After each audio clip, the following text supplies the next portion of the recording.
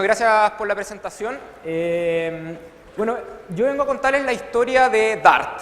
DART es el primer software de inteligencia artificial desplegado a nivel nacional que permite prevenir la ceguera. Suena bien, pero ¿cuál es el contexto de esto? Como bien decía en la presentación, la diabetes, yo creo que todos saben o al menos intuyen la gravedad que puede generar la diabetes, lo grave que puede ser. De hecho, la OMS lo considera una epidemia, pero justamente lo que no mucha gente sabe es que una persona con diabetes en un par de años podría terminar viendo así. Y esto se debe a que la ceguera por diabetes es una de las complicaciones más importantes de la diabetes, y es más, la ceguera por diabetes es la principal causa de pérdida de visión en la población adulta en el mundo. Y lo irónico, por decirlo así, es que esta causa de pérdida de visión es una causa totalmente prevenible. Entonces, la pregunta es, ¿por qué la gente con diabetes se está quedando ciega? Y la razón es que la forma de prevenir es que la gente con diabetes se haga un examen a la vista una vez al año. Sin embargo, hay una brecha bastante grande entre la cantidad de oftalmólogos, la capacidad instalada oftalmológica para hacer este examen y la cantidad de gente con diabetes en el mundo. Y por lo mismo no se está revisando esta gente y está quedando ciega. Para contextualizar un poco, el examen de retina, que es el examen que se deben hacer los diabéticos una vez al año, hay dos formas de hacerlo. Una, que un oftalmólogo revise la retina presencialmente, y la otra es que se use telemedicina, donde un profesional de la salud especializado le toma una foto, que son fotos como esta, de la retina, y un oftalmólogo la revisa remotamente. Esto obviamente mejora la eficiencia del sistema, pero aún así sigue la brecha que les acabo de mencionar. Y para esto nosotros empezamos el desarrollo de DART el 2012. Yo el 2012 todavía no era parte de este equipo, me incorporé después. ¿Y cómo nace el timer? Parece que no está andando, no sé si tengo más tiempo. Ahí lo van a arreglar. Pero bueno, esto comienza el 2012, el desarrollo de DART, y no sé si algunos recordarán, en el 2012 el hype de Deep Learning, inteligencia artificial, no era algo tan... no era lo que es hoy en día. Entonces, ¿cómo enfrentábamos el 2012 resolver un problema como este, que tiene que ver con análisis de imágenes? Bueno, se han hablado mucho de red neuronal y todas esas cosas hoy día. Yo quería saber quién sabe lo que es un filtro convolucional en análisis de imágenes. Súper. ¿Quién no sabe lo que es un filtro convolucional en análisis de imágenes? Ya. A veces hay un tercer grupo, no fue el caso. Bueno, el 2012 lo que se usaba mucho era un concepto que es el feature extraction. En el fondo, sacarle características a una imagen y en base a esas características decidir cosas. Y una forma de sacarle características a una imagen era con un filtro convolucional. Que pensemos que una imagen básicamente es una matriz de píxeles y cada píxel es un número, ¿no es cierto? Entonces un filtro convolucional es algo como esto, es una matriz más pequeña que va pasando por toda la imagen, que vendría siendo la matriz azul, y se multiplica cada píxel con cada píxel, se suman y nos da un píxel nuevo y que da como origen una imagen más pequeña, pero que tiene ciertas características. Por ejemplo, aquí esta imagen, que no tiene nada que ver con lo que hacemos, pero una imagen bonita y me sirve, de Paranal, en el norte de Chile. Le podemos pasar un filtro convolucional, que es esta matriz, que va a resaltar las dimensiones horizontales, ¿ya? Si se ven en una imagen que las componentes como verticales se eliminan.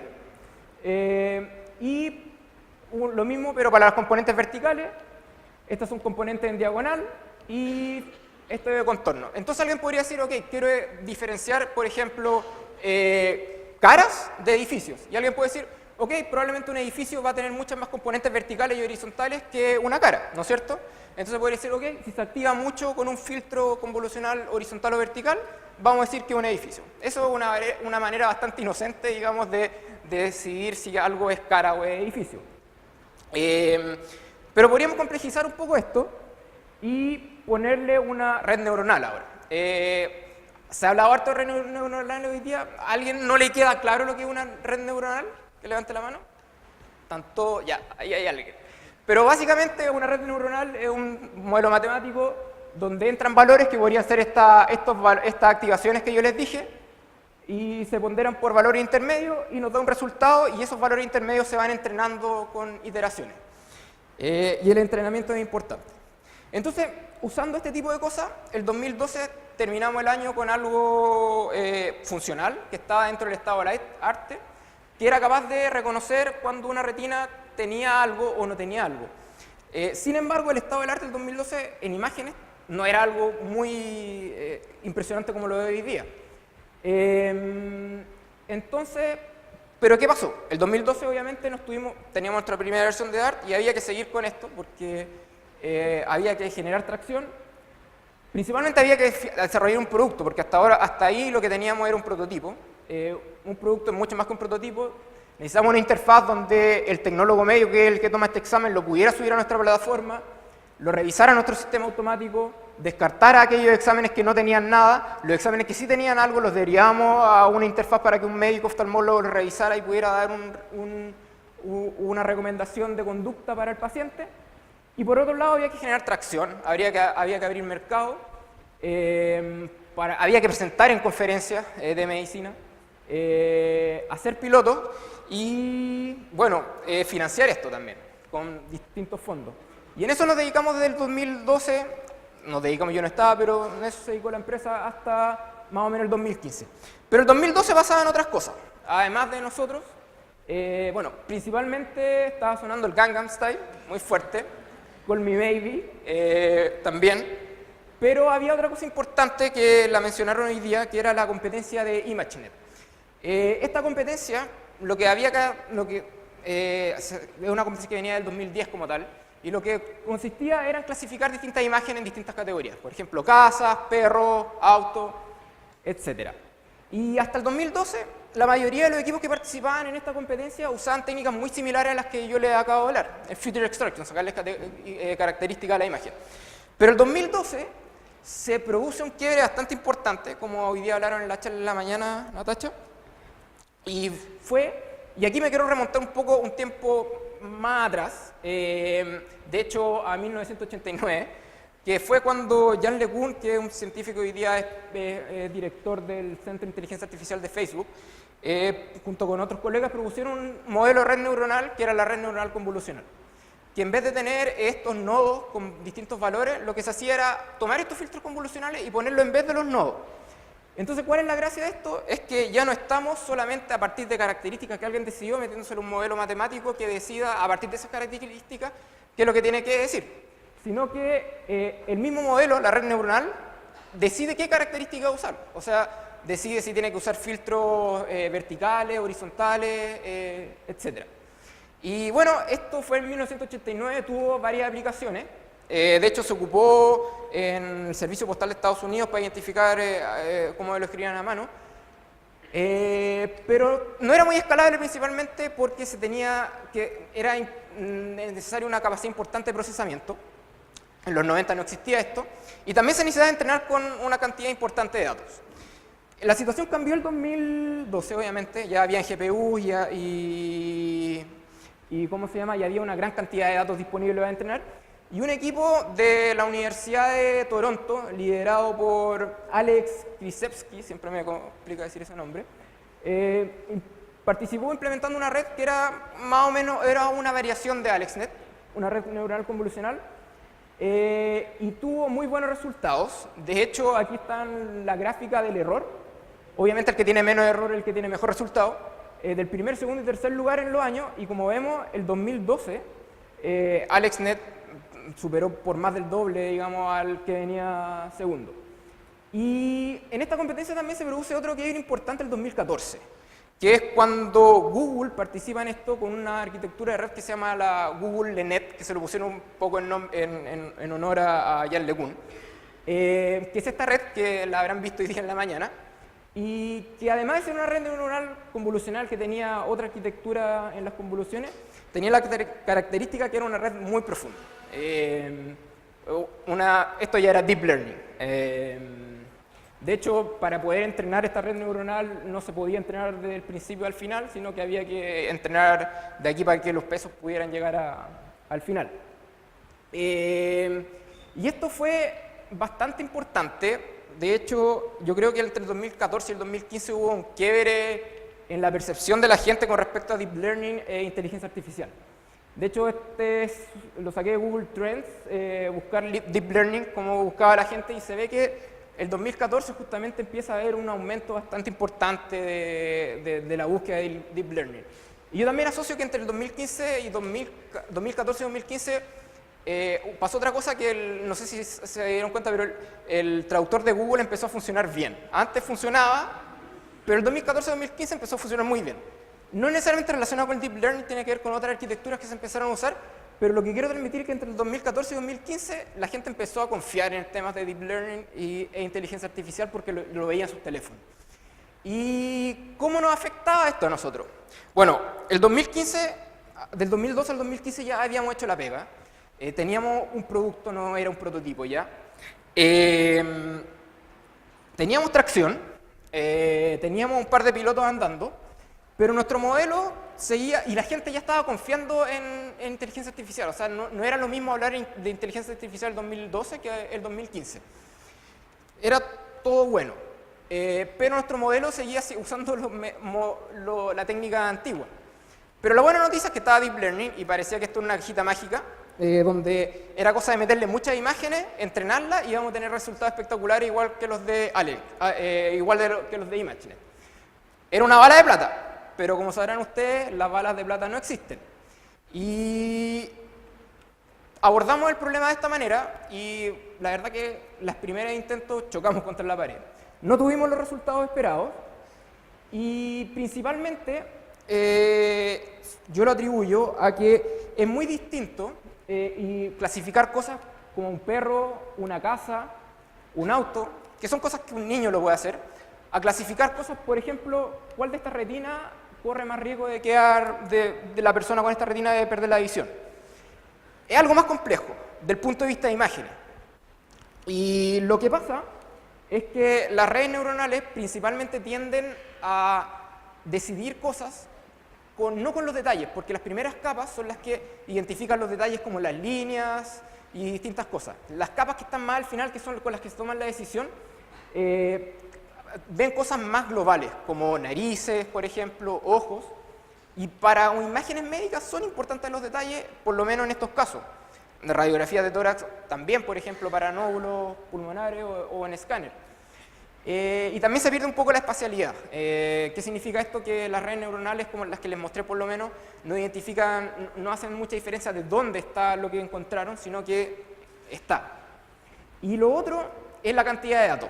Para entrenar estas redes, típicamente se usan cientos de miles de ejemplos para el entrenamiento, y la realidad es que en medicina, casos alterados no hay mucho. Y no solamente porque no se puedan acceder a los datos por distintas razones, sea difícil, sino que la mayoría de la gente en el mundo está sana. Entonces es difícil encontrar casos, hay que hacer una recolección de muchos datos para encontrar casos alterados que son finalmente los que nos van a ayudar. Entonces, bueno, ¿paramos acá? No, obviamente. Afortunadamente, ese año se nos unió Fernando, que está por ahí, que venía terminando su doctorado y con una tesis relacionada en vehículos autónomos. Y empezamos a ocupar algunas técnicas que se ocupaban mucho en los vehículos autónomos que tienen que ver con la segmentación semántica. Son redes neuronales profundas, convolucionales, pero que ayudan a identificar cosas dentro de la imagen. Y con esto se resolvían varios temas como la espacialidad y distintas cosas. Tuvimos que modificar varios modelos de las redes que existían y adaptarlo a lo nuestro, lo mismo que con los entrenamientos. Y esto fue el 2015 donde empezamos a trabajar y terminamos con unas versiones de nuestro software bastante buenas. De hecho, aquí hay un ejemplo de cómo va encontrando distintas lesiones, distintas áreas que pueden tener algún problema dentro de la retina. Y funcionaba. Ya teníamos un software que era robusto y funcionaba bien con mejor eficiencia. Y el 2016 hicimos un estudio clínico en conjunto con el Ministerio de Salud. Y mostramos que nuestro sistema tenía un 94% de sensibilidad para los que no son como el mundo clínico, no están trabajando mucho, la sensibilidad es la cantidad de casos que tienen algún problema y que nosotros decimos que tienen el problema. Entonces es importante para que no se nos pasen casos que tienen algún problema. Y la especificidad, que es la de acá abajo, que era un 75.7, permite identificar los casos que no tienen nada y decir que no tienen nada. Y esto estaba por sobre de lo que se espera para un sistema de screening. Estábamos bastante sobre lo esperado para que un sistema de screening como el nuestro fuera eficiente desde el punto de vista de salud. Y fue un trabajo que presentamos en la conferencia de teleoftalmología de Asia-Pacífico en Hong Kong, y también lo presentamos en Lima el año pasado en la conferencia de la Pan American Association of Ophthalmologists.